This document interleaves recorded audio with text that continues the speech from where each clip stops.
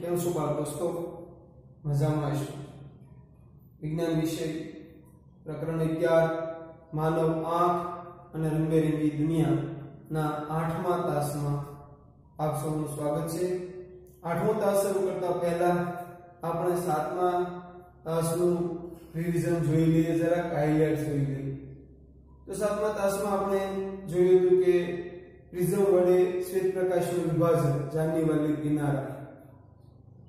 એક પ્રિઝમ વડે વિભાજન થાય, બીજા પ્રિઝમ વડે પુનઃ સંયોજન. તમને આકૃતિનો ફોટો છે એ દેશે થવો જોઈએ, બતાવવો જોઈએ, માનસ પટમાં આવવો જોઈએ. તો બીજા પ્રિઝમ વડે પુનઃ સંયોજન એ બાબત આપણે જોઈ. સૌથી વધુ વેગ રાતા રંગનો, વિચલન ઓછું એટલે ઉપર દેખાય.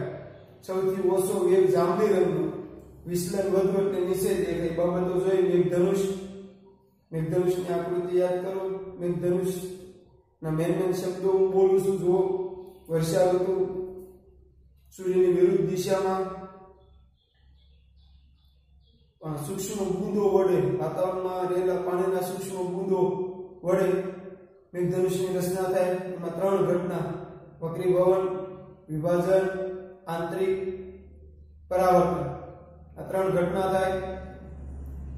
પાણીના જે બુંદ છે પ્રિઝમ તરીકે વર્તે. મેઘધનુષ એ શ્વેત પ્રકાશ 7 રંગનો બનેલો છે. એનો પ્રાકૃતિક વર્ણપટ છે, કુદરતી વર્ણપટ છે. પ્રાથમિક મેઘધનુષમાં જે નીચેથી ઉપર તરફ જોવા મળતા રંગો, જાનીવાલી કિનારા. ક્યારેક ક્યારેક બીજું એક મેઘધનુષ જોવા મળે છે, ગૌણ મેઘધનુષ છે, જેમાં રંગોનો ક્રમ પ્રાથમિક મેઘધનુષ કરતા ઉલટો હોય છે. તો આ રીતની ચર્ચા આપણે આગળના તાસમાં કરી. આ તાસની અંદર આજે આપણે વાતાવરણીય વક્રીભવન નામની જે ઘટના છે, વાતાવરણીય વક્રીભવન, એને જોવાનું છે. તો વાતાવરણીય વક્રીભવન એટલે શું? તો મિત્રો, તમે વક્રીભવનની વ્યાખ્યા યાદ કરો. વક્રીભવનની વ્યાખ્યા એવી છે કે જ્યારે પ્રકાશનું ત્રાંસુ કિરણ એક પારદર્શક માધ્યમમાંથી બીજા પારદર્શક માધ્યમમાં દાખલ થાય ત્યારે બંને માધ્યમોને છૂટી પાડતી સપાટીએ પોતાની ગતિની દિશા બદલે છે. આ ઘટનાને વક્રીભવન કહેવામાં આવે. એટલે કંઈક 2 માધ્યમ જરૂરી છે, પરંતુ વાતાવરણીય વક્રીભવન એમાં થોડુંક અલગ પડે. એમાં માધ્યમ એક જ છે, હવા. પણ હવામાં જ પ્રકાશનું કિરણ વક્રીભવન પામે એને વાતાવરણીય વક્રીભવન કહેવાય. તો તમને પ્રશ્ન થશે કે હવામાં કઈ રીતે વક્રીભવન પામતું હોય છે પ્રકાશનું કિરણ? તો ભાઈ, 2 માધ્યમમાં વેગ ઘટે અથવા વધે એના કારણે વક્રીભવન થાય. હવા કે પાણી, ધારો 2 માધ્યમ, હવા કે પાણી. હવામાંથી પાણીમાં જાય ત્યારે વેગ ઘટે, કારણ કે માધ્યમ ઘટ એમ વેગ ઘટે. તો હવામાંથી પાણીમાં જાય ત્યારે વેગ ઘટે, જેના કારણે વક્રીભવન થતું હતું. તો અહીં તો હવામાં જ રહેશે, તો કઈ રીતે વક્રીભવન થાય? તો મિત્રો, તમે જાણતા હશો કે પૃથ્વીની સપાટીએથી અમુક ઊંચાઈ સુધી વાતાવરણ રહેલું છે, પરંતુ આ વાતાવરણ બધી જગ્યાએ એક સરખું નથી, એક સમાન નથી. જેવું અત્યારે આપણે આજુબાજુ છે એવું ઉપર નથી. આપણથી અમુક ઊંચાઈ કરતા એથી વધુ ઊંચાઈએ જાઓ તો વાતાવરણ બધે સમાન નથી. વાતાવરણ જુદી જુદી ઘનતાના સ્તરોમાં રહેલું છે. તમે વાતાવરણના વિભાગો ગણ્યા છે, ટ્રોપોસ્ફિયર ને સ્ટ્રેટોસ્ફિયર ને આ. એટલે કે જુદી જુદી ઘનતાના સ્તરોનું બનેલું છે, જેને કારણે સૂર્યનો પ્રકાશ કે તારાનો પ્રકાશ આ વાતાવરણમાં પસાર થાય, વાતાવરણમાંથી, ત્યારે એ જુદી જુદી ઘનતાના સ્તરોમાંથી પસાર થાય. અને આ જુદી જુદી ઘનતાના સ્તરોમાં તેનો વેગ છે એ બદલાય છે, વધે ઘટે છે. વધે ઘટે શબ્દમાં સમજી લેવાનું. જે કોઈ ઘટના બને, જો ઘટ માધ્યમમાંથી પાતળા માધ્યમમાં જાય તો વેગ વધે, અને પાતળામાંથી ઘટમાં જાય તો વેગ ઘટ. એક બાબત સમજી લેવાની. તો આ રીતે વાતાવરણીય વક્રીભવન એટલે કે વાતાવરણમાં જ પ્રકાશ ન થતા વક્રીભવનને વાતાવરણીય વક્રીભવન કહે છે. તો આપણે જોઈએ વાતાવરણીય વક્રીભવન કોને કહેવાય? તો ભાઈ પૃથ્વીના વાતાવરણમાં થતા પ્રકાશના વંકનને વાતાવરણીય વક્રીભવન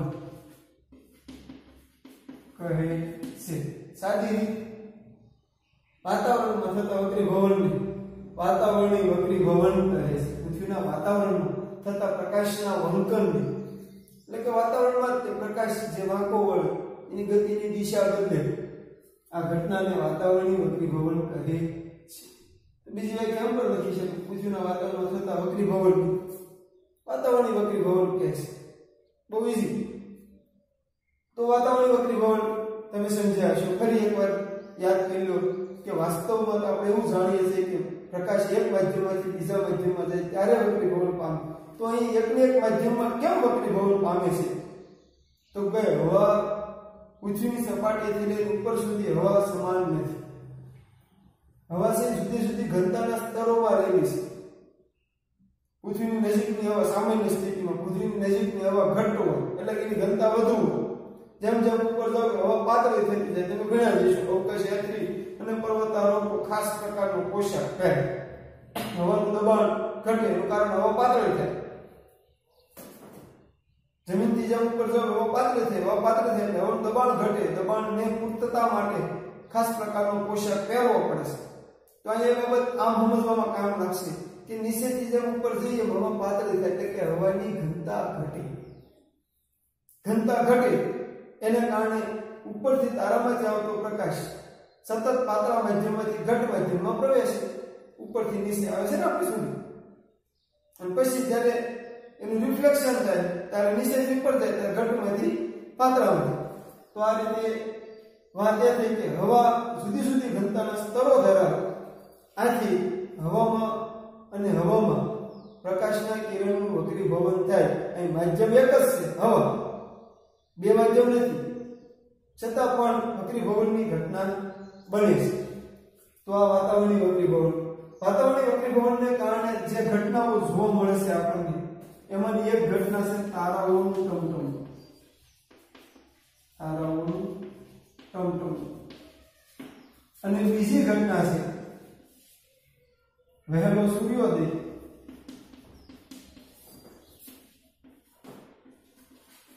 અને સૂર્યાસ્તમાં વિલંબ.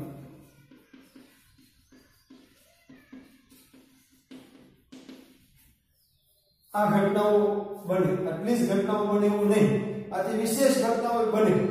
પરંતુ ખાસ આપણા વાતાવરણીય વક્રીભવનમાં બે ઘટનાઓ વિશે ચર્ચા કરવાની છે કે વાતાવરણીય વક્રીભવનને કારણે આપણને તારાઓ ટમટમે છે. બાળ દોસ્તો, આપે તારાઓને ટમટમવાની મજા માણી છે, એટલે કે તારાઓને ટમટમતા જોયા છે, આનંદ લીધો છે. ક્યારેક સ્વચ્છ આકાશમાં તમારા ફળિયામાં મેદાનમાં તમે સરસ મજાના આભા મંડળને જોયું છે અને એમાં તારાઓ જે છે એ જુદી જુદી ભાત રસે, એ જે ટમટમ થાય. આ ઘટના કદાચ જોઈએ છે, ન જોઈ હોય તો જોયું. કુદરતની સાથે થોડું રહેવું, થોડુંક એ સાથે સમન્વય સાધવો, મજા આવશે જીવવામાં. તો તારાઓનું ટમટમ. તો આપણે જોયું તો હોય કે ભાઈ તારાઓ ટમટમે છે. તો હવે આપણે એમાં આગળ જઈ ઊંડા જઈએ કે આ તારાઓ કઈ રીતે ટમટમતા હશે, શા માટે આપણે લગભગ ઝબક દેખાતા હશે. તો એના માટે મુખ્ય જો કોઈ ઘટના જવાબદાર હોય તો એ છે વાતાવરણીય વક્રીભવન. એ મુખ્ય મુદ્દા નોંધું છું. તારાઓને ટમટમવાની ઘટના આકૃતિ સામે અગાઉથી દોરી રાખી છે, તમે જોઈ શકશો. પણ એ અત્યારે તો તમને આકૃતિ જ દેખાશે. બધા મુદ્દાઓ સમજી લેશું પછી તમને ખ્યાલ આવશે. ખાસ પહેલા અત્યારે જે બાબત લખી છે એને જોઈ લો કે વાતાવરણીય વક્રીભવન કોને કહેવાય? તો પૃથ્વીના વાતાવરણમાં થતા પ્રકાશના વંકનને વાતાવરણીય વક્રીભવન કહે છે. બીજી વ્યાખ્યા પણ લખી શકો કે વાતાવરણમાં થતા વક્રીભવન વાતાવરણીય વક્રીભવન કહે છે. વાતાવરણીય વક્રીભવનને કારણે કઈ કઈ ઘટના બની અહીં બે તમારી સમક્ષ રજૂ કરી છે. એક તો તારાઓનું ટમટમ જે તારાઓ ટમટમતા દેખાય એ ઘટના વાતાવરણીય વક્રી ભવનને આધારે છે. બીજું, વહેલો સૂર્યોદય અને સૂર્યાસ્તમાં વિરલ લાભ તમારી માટે નવો હોય છે, પણ એ હમણાં લઈએ ત્યારે તમે જોઈશું. અત્યારે આપણે તારાઓનું ટમટમવાની ઘટના ઉપર જઈશું તો તારાઓ કઈ રીતે ટમટમે છે એની બાબતને આપણે જોતા છે. મુખ્ય મુદ્દાઓની ચર્ચા કરતા છે. તો પહેલો મુદ્દો, તારાઓ ટમટમવાનો આધાર અથવા તો તારાઓની ટમટમવાની ઘટના વાતાવરણીય વક્રી ભવનને કારણે થાય છે. તો આપણે એક પોઈન્ટ લખશું કે શા કારણે તારાઓ ટમટમે છે. તો એનો મુખ્ય મુદ્દો છે વાતાવરણીય વક્રી ભવનને કારણે.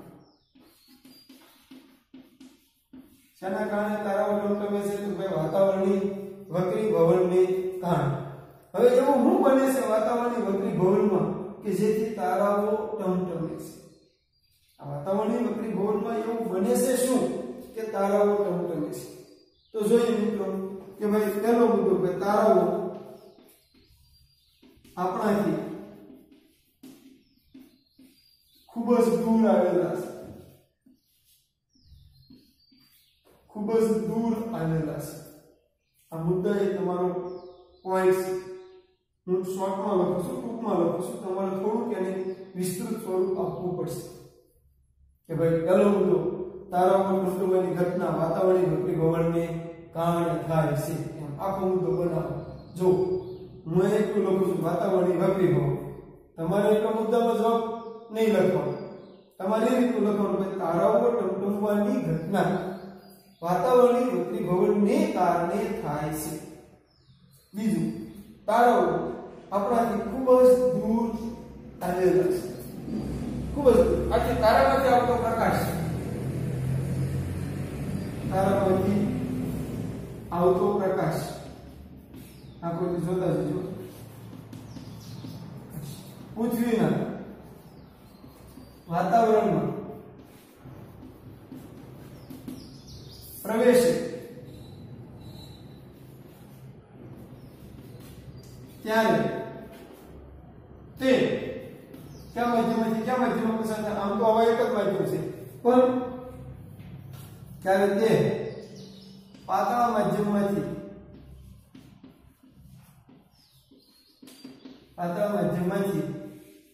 ઘટ્ટ માધ્યમમાં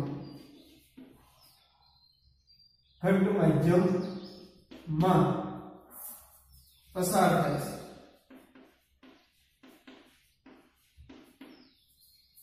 પાતળા માધ્યમથી ઘટ્ટ માધ્યમમાં પસાર થાય. આપણે વાત થઈ ગઈ હમણાં ચર્ચા કરી ગયા કે નીચેથી ઉપરની હવા પાતળી થતી જાય.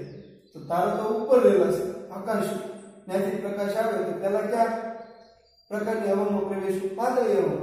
પાતળીમાંથી ઘટ્ટમાં જાય, પાછું ઘટ્ટમાં જાય, એથી ઘટ્ટમાં જાય, એથી ઘટ્ટમાં જાય. અહીં તમે જોઈ શકશો આકૃતિને જોવું. આ તારો છે, આપણે દૂર છે, આપણે ધારી લઈએ કે આ હવામાં પ્રવેશના સ્તર છે બધા વાતાવરણના સ્તર. પાતળું સ્તર આ એનથી ઘટ, આ એનથી ઘટ, આ એનથી ઘટ. પાતળામાંથી ઘટ્ટમાં જાય એટલે જેમ ઉપરથી નીચે જાય આમ વક્રી ભવનાંક વધી અને નીચેથી ઉપર જાય એમ વક્રી ભવનાંક ઘટી. કારણ કે પાતળા માધ્યમથી ઘટ્ટ માધ્યમમાં વક્રી ભવનાંક વધે.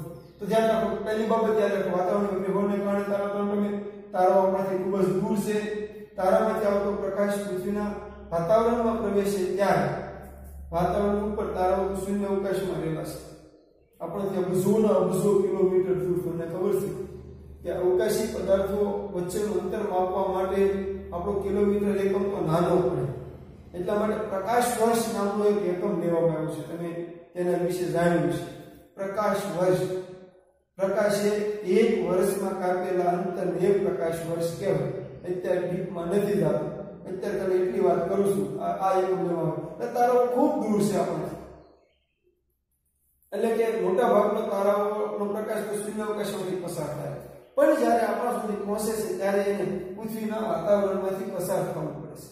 અને પૃથ્વીના વાતાવરણમાં પ્રવેશે ત્યારે તે પાતળા માધ્યમમાંથી ઘટ્ટ માધ્યમમાં પસાર થાય. પાતળામાંથી ઘટ્ટમાં પસાર થાય. હવે પાતળામાંથી ઘટ્ટમાં પસાર થાય એટલે આકૃતિ દર્શાવ્યા પ્રમાણે એનો વક્રી ભવન વધતો જાય, વક્રી ભવનાંક વધતો જાય. પાતળામાંથી ઘટ્ટમાં પ્રવેશે એમ એનો વક્રીભવનાંક વધતો જાય, એટલે કે વધારે ને વધારે લંબની નજીક આવે, વક્રીભવનાંક લંબની નજીક આવતો જાય અને આવી રીતે વધતા વધતા વધતા એ જોનારની આંખમાં પ્રવેશિત આગળ કે ભાઈ તારામાંથી આવતો પ્રકાશ પૃથ્વીના વાતાવરણમાં પ્રવેશિત થાય તે પાતળા માધ્યમમાંથી ઘટ માધ્યમમાં પસાર થાય છે, જેને કારણે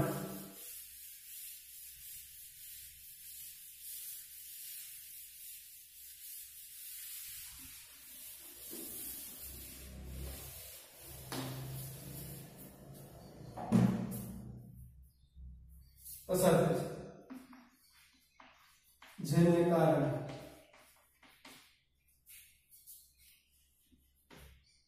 આ પ્રકાશ નો વક્રીભવનાંક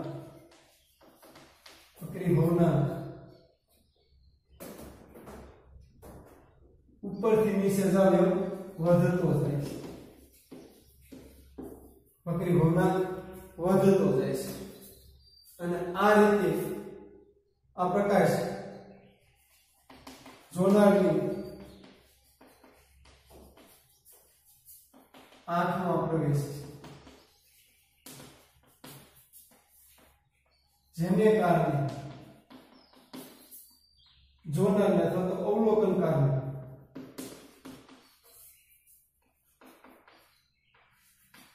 અવલોકનકારને તારાનું આભાસી પ્રતિબિંબ જોવા મળે છે. ખાસ મેં એક જ પોઈન્ટ છે ખાલી, આમ બે પોઈન્ટ આપો અને અત્યારે એક પોઈન્ટ આ કે તારામાંથી આવતો પ્રકાશ પૃથ્વીના વાતાવરણમાં પ્રવેશે ત્યારે હંમેશા પાતળા માધ્યમમાંથી ઘટ માધ્યમમાં જાય. અહીંયા ઘટ માધ્યમમાં જાય એના કારણે ઉપરથી નીચે તરફ ખાસ યાદ વક્રીભવનાંક વધે, નીચેથી ઉપર તરફ ઘટે, બે રીતે પૂછાઈ શકે એટલે સમજવું બહુ જરૂરી છે, વધતો જાય. અને આ રીતે આ પ્રકાશ જ્યારે જોનારની આંખમાં પ્રવેશે, આપણે તારા જોઈએ તો આપણી આંખમાં પ્રવેશે ત્યારે આપણને અથવા તો અવલોકનકારને તારાનું કેવું પ્રતિબિંબ બતાવે છે? આભાસી પ્રતિબિંબ. આમ વાસ્તવિક તારો છે એનું આભાસી પ્રતિબિંબ છે. અને આ આભાસી પ્રતિબિંબ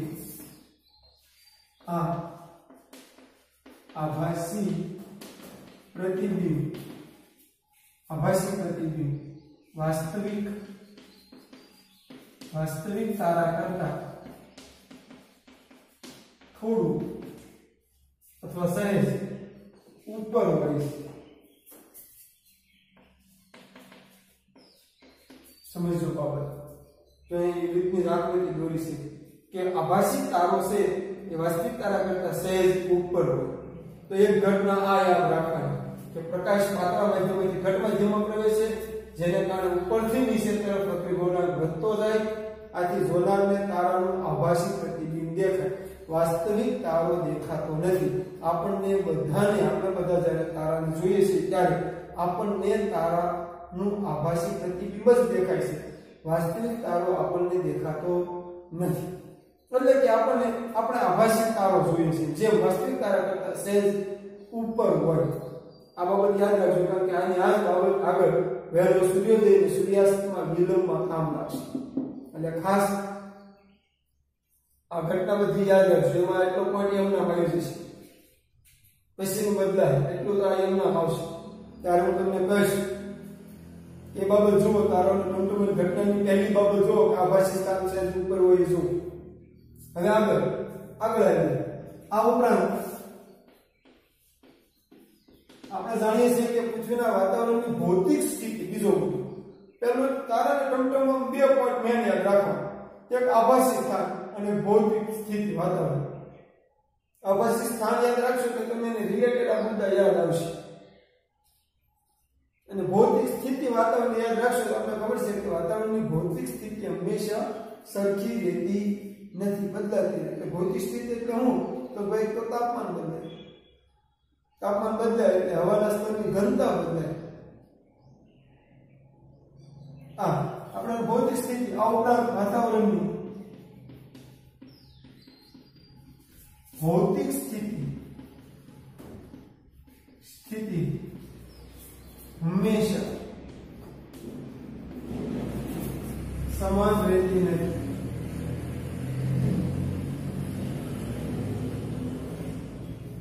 ઉપરાંત વાતાવરણની ભૌતિક સ્થિતિ હંમેશા સમાન રહેતી નથી.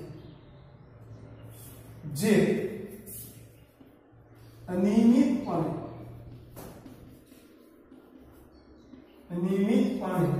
સતત બદલાયા કરે છે. જે અનિયમિતપણે સતત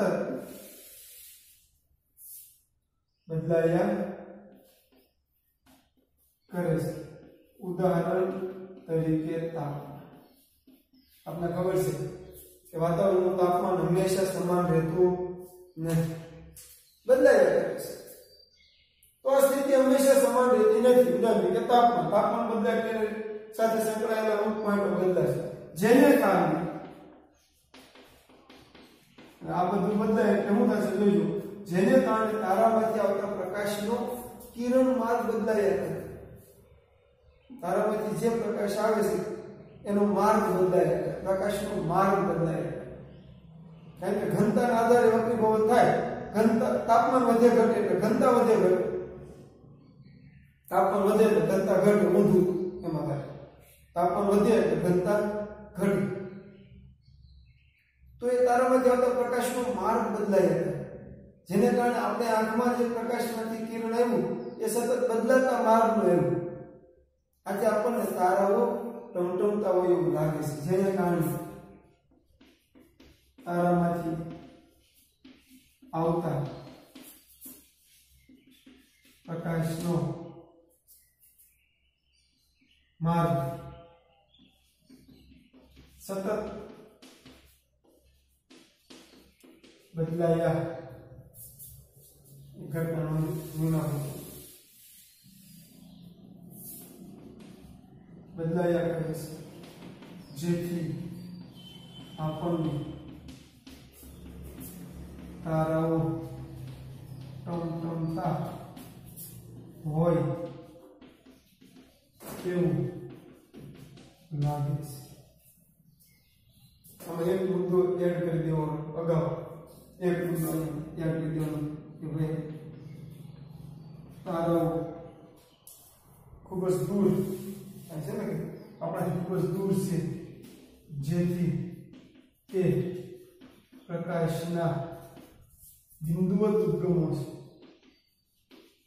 બિંદુવત ઉદ્ગમો છે. આ બાબતની સાથે નોંધી લેજો. તો દૂર છે કહી દીધું એટલે બાબત આવી ગઈ. તો તારાઓ ટમટમતા હોય એવું લાગે છે. હવે લાગે છે શબ્દ એમ કહેવા માંગે છે કે વાસ્તવમાં તારા ટમટમતા નથી. આપણને જે દેખાય છે એવી રીતે નથી થતું.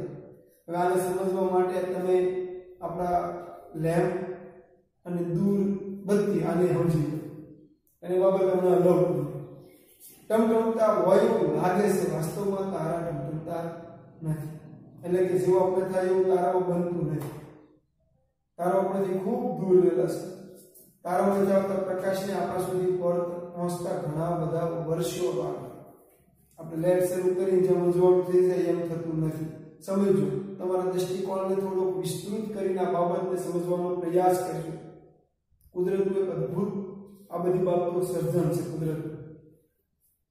દાખલા તરીકે સૌથી તેજસ્વી દેખાતો સૌથી તેજસ્વી તારો વ્યાપ, જે મને ખ્યાલ છે ત્યાં આપણાથી 8.5 પ્રકાશ વર્ષ દૂર છે. એટલે એમાંથી આવતા તારાને એટલો સમય લાગે આપણા સુધી પહોંચતા. એટલા વર્ષ, જેટલા પ્રકાશ વર્ષ દૂર એટલા વર્ષ આપણા સુધી પહોંચતા લાગે. એટલે કે વ્યાપ તારામાંથી જે પ્રકાશ ઉત્પન્ન થાય એને આપણા સુધી પહોંચતા 8.5 વર્ષ લાગે. 8.5 વર્ષે 8 વર્ષ